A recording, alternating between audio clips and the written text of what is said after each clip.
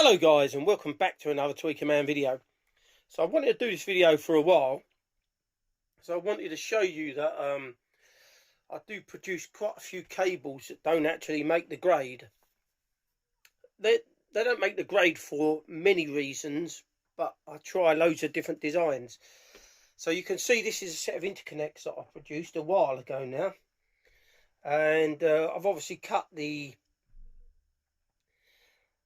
RCA plugs off at this end, the phono plugs. Now some of this I can't remember what I'd done to it and why it didn't sound right, but it's in there in the box with all the stuff that don't make the grade.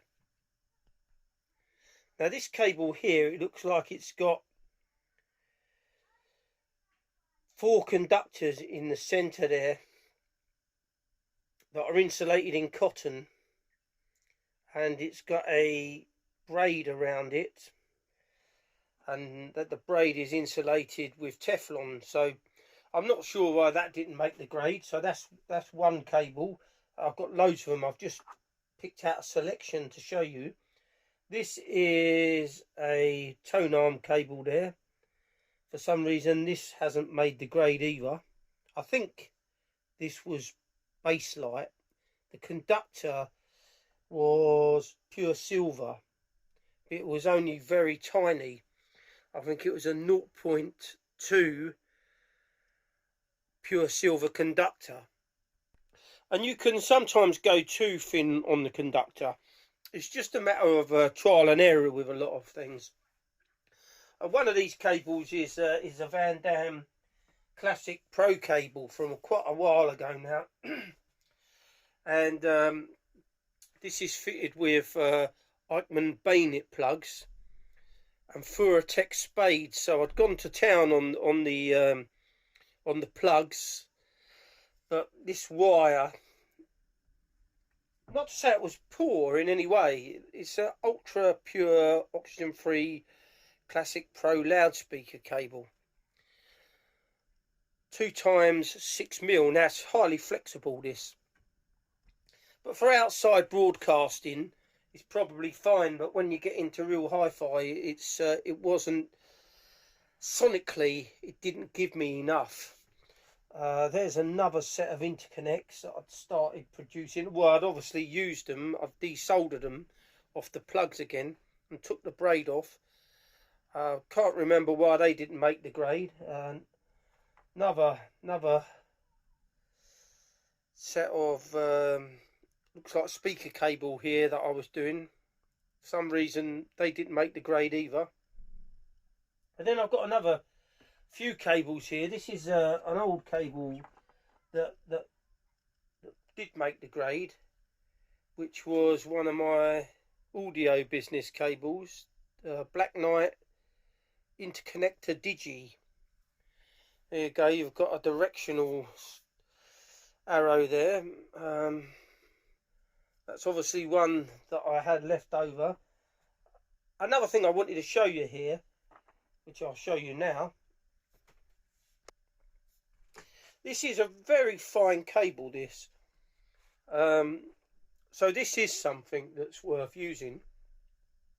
And this is made by Belden Cable. And I used to sell this when I ran the audio business. I've got a very thin conductor in there, but it sounds really good. It's a silver plated copper. It's got a double braid inside there, and then it's just got a very tiny conductor in the centre, which defies the amount of bass this makes. Is really good, and it's very thin. So not all thin cables are poor. So that's that. And then there's something else that I'm working on at the moment still, which I've had for a while in here. So this is a set of interconnects. This is using pure silver, 0.4 pure silver. Again, I haven't finished these, so I can't speculate on how they sound. There's copper, which has been insulated with wool. I've obviously been experimenting with this. This stuff, a lot of this is from a while ago. There's other bits here that I've been practicing on, more twisting of cables. This is just to say that I do produce a lot of stuff, and I don't just make the videos up without testing stuff first. So I won't just make a set of interconnects up on a video and expect them to be good. No, I've already made them before, I've tried them out, and then I'll do a video on them, because it's pointless, because you'll go and make one and you'll think, what's he talking about? These are rubbish. So, not to say any of these were rubbish, but they just didn't make the grade. That's the difference. Now, this was another interesting cable. This is, I can't remember what that's off now, but it's got a really nice thick centre conductor there. And it looks like it's in foam-skinned polyethylene. And then it's got a silver braid on the outside. Quite flexible again. I think this was something like an outside broadcasting cable again. You can make lots of good cables from outside broadcasting cables. Some of them are not so good because they're not dedicated for real sonic quality. They're just an average run-of-the-mill cable. But I remember this being I can't remember who made this one now, but I used to buy this in, and this was a fine cable as well. So I have boxes of stuff that's in the AV room as well. I've got boxes of stuff that are cabling that never made the grade, or for some reason just I'd shelved the idea. I'd started them and they never worked out. So it's only a quick video today. I thought I was sorting out today and I've come across all this stuff, and I thought I'll just show you it all. And it's interesting. Some of it may not have made the grade because I've made the cable up wrong and there was an issue with it. And once you've made the whole thing up, it got shelved because it didn't work properly as well. You only have to make, you've only got to have a conductor touching somewhere that you can't see, and once the cable's all made up, it's very difficult to, it's actually not even worth taking it apart. You've got to start again. So but I think that's it for this video. As I say, I've got boxes of stuff, and it costs money to build all these, so it's not cheap to experiment all the time. But because I love it and it's a hobby of mine that I couldn't live without now.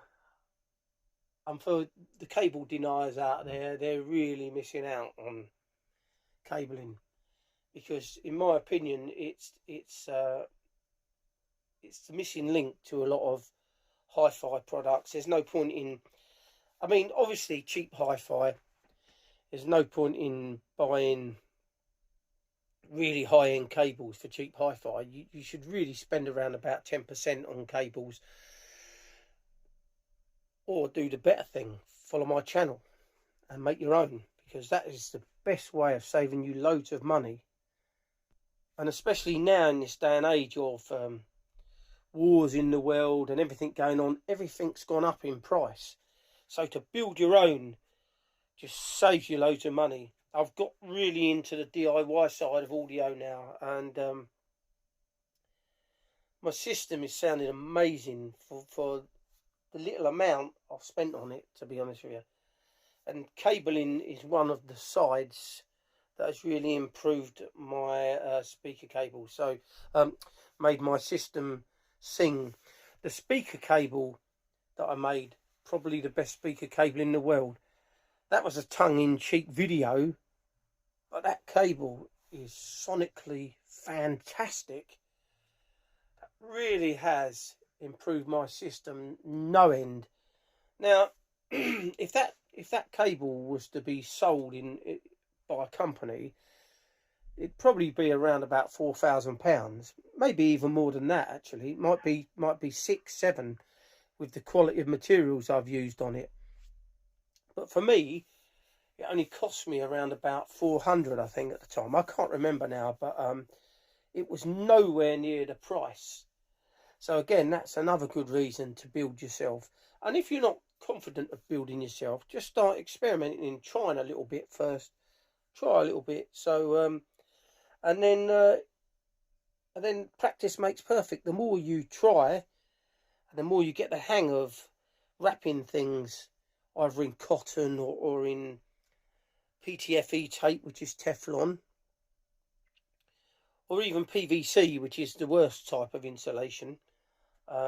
You can buy Teflon tubing that works quite well, so you don't have to wrap it. You can just push a conductor through. It's quite expensive. It's a lot more expensive than buying PTFE tape, and I've actually tried both. Very similar. There's not a lot in it, to be honest with you. So I do prefer cotton on interconnects. So this set at the moment that I've been making here is using cotton there. You can see it there. So that is a very good product, because it's all about the dielectrics, the amount that the cotton is touching the conductor.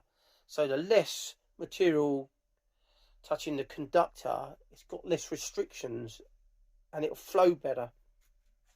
So anyway, I think that's just it for today. As I say, I'm always looking for new materials to try.